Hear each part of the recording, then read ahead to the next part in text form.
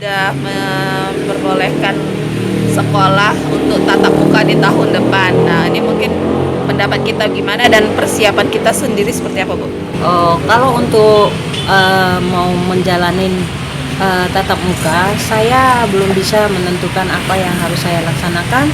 Saya harus menunggu dulu keputusan dari Dinas Pendidikan, terutama dari Bapak Kepala Dinas Pendidikan, Bapak Hadi Ahmad Jununto. Apabila ada info dari mereka, baru kita melaksanakan. Pertama, kami akan menyemprot semua ruangan yang ada di kelas.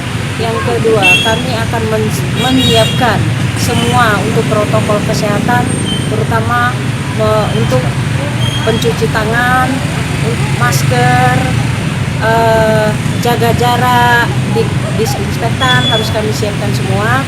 Itu sudah ada, terutama nanti apabila new normal, apakah anak-anak itu mau masuk semua atau mau ganjil genap, itu akan kami rapatkan bersama dengan.